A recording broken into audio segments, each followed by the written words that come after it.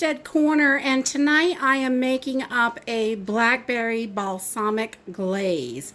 This is so delicious on pork and chicken, and you can put it over salad. There's so many things you can do with it, and it's got a nice sweet and sour flavor. And I just love that. It makes everything just tangy, and it really packs a punch.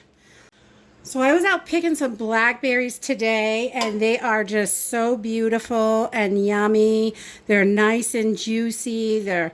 We just have loads and loads of blackberries. So I wanted to make up this glaze so I can put it in the pantry and have it for a special treat throughout the year. So all you need, this is very basic. There's only a couple ingredients, 4 to be exact. So you just want 2 cups. I've got 2 cups of blackberries here, and I'm going to stick those right in the pot. And then we're going to put in 1 cup of balsamic vinegar.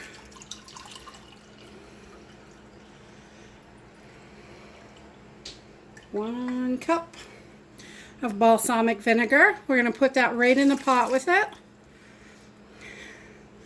Short and sweet, nice and easy. And then I have a little, about a teaspoon and a half of some fresh rosemary from our garden. This is dried, but this is stuff that we grew, and I just kind of grind it up a little bit in the mortar and pestle. So we're going to toss that right in there. I love that rosemary flavor. And then we're also going to put a little bit of sugar. Only about a tablespoon or so, just to give it, to boost that sweetness. A little healthy tablespoon. We're going to toss that in there. And we're going to turn this up on high, and we're going to bring this to a boil. It's really simple. I'm just going to mix it all up. I'm going to get just going to mix this all up. I like to use wooden spoons. And we're going to smash up these blackberries a little bit. Let me adjust you so you can see what I'm doing here. So we're just going to mash up these blackberries a little bit while it's heating. And we'll continue to do this while it's simmering. And just get those juices right in there. Oh, this is going to be so tasty. Yeah. All right, so while this is coming up to a boil, I am getting, my lids are back here, and we're warming these up in some water. And I have got my canner, let's see, I've got my canner over there with the jars in there getting hot, because this is going to be piping hot once we get it ready. So I will bring you back once this comes up to a boil. Okay, so we have come up to a nice rolling boil here, and I'm going to turn this down to a simmer, and we're going to simmer this for about 20 minutes, and these blackberries are going to get nice and mushy, and we're just going to keep continuing to press them. Look at the size of these babies. These are the biggest blackberries I've ever seen. They're on steroids this year, I think, with all the new bees that we got. The blackberries are unbelievably so large and juicy, and we have more than we have ever had. It is so cool.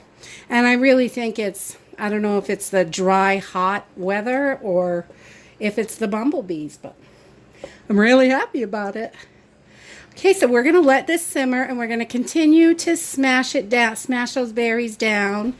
And I will bring you back in 20 minutes when we're ready to put this in jars. Okay, so this is done simmering down. I'm going to turn the heat off. It is pretty seedy. If you don't love tons of seeds, you may want to send this through a sieve and take some of those seeds out. Some cheesecloth, jelly bag, whatever. This is a really nice glaze consistency. It's thick, and I don't know, it's really yummy. This smells so good. I wish you could be here and taste it and smell it. It's got that sweet and sour, yummy flavor. So I broke out my potato masher just to help mash everything up. And I love it really seedy. So that's perfectly fine with me. So we're just going to pop this in the jars. And we're going to put them in our water bath canner for 15 minutes. And these are going to be in 4-ounce jars. That way, because you don't really use a ton of it at one time, so that way there's not really any waste. It'll last a few weeks in the fridge once you get it open. So so the 4-ounce jars I find are the best for the little glazes and things like that. So I'm going to get these in jars and I'll be right back. Okay, so I have got my glaze in the jars. It is super duper hot. And the jars are hot.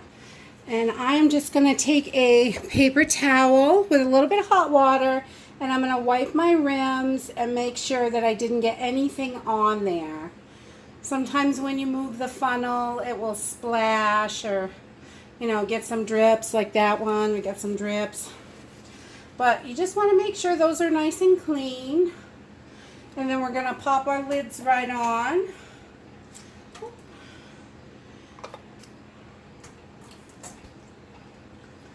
And these babies are liking to stick together. There we go. And we'll get our rings on. They're just finger tight, just like your other canning. You want these to be able to create that vacuum seal. So I just take 2 fingers, 2 on the jar. Let's see, this is hard to show. 2 on the jar down here, 2 on the rim, and just go as far as I can that way. That's plenty enough for getting them tight. So we're just going to pop these in our hot water bath canner. And we're going to process these, excuse me, we're going to process these for 15 minutes.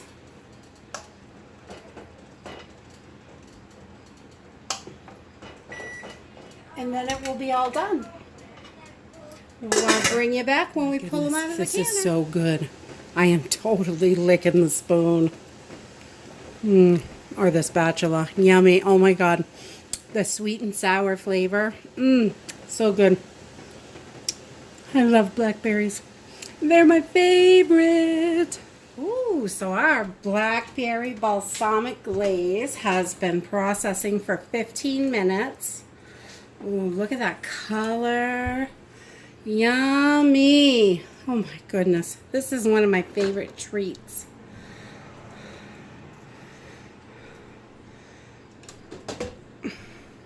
So this recipe only makes 3 4-ounce jars. You can double, triple, whatever if you want tons of it. You can make it smaller and not can it. You could make, you know, just cut it down to in thirds and it would make 1 4-ounce batch. You could do that. We're popping. And but this is super yummy, and we are going to get these, we're going to let these sit on the counter overnight tonight and let them cool all off. In the morning, I'll remove the rings. I'll check all the seals. We'll wipe everything down, label them before we put them in the pantry. And you always want to make sure they're labeled so there's no surprises when you open it and you are sure what it's supposed to smell like. Because honestly, sometimes my food might go, this won't last a year, but my food might go over the year or 18 months that the lids say it's okay for. But, you know, as you can tell if it's not okay. And you always remove your rings so you know that your seal is good. Because you should be able to lift your jars by like holding the seal. And if that seal becomes loose at all, if you have the ring on, it can reseal. And then you've got a false seal, and that is dangerous. So you always want to remove these rings for storage. But that's it. If you like this video, give us a thumbs up, subscribe. See you in the next video.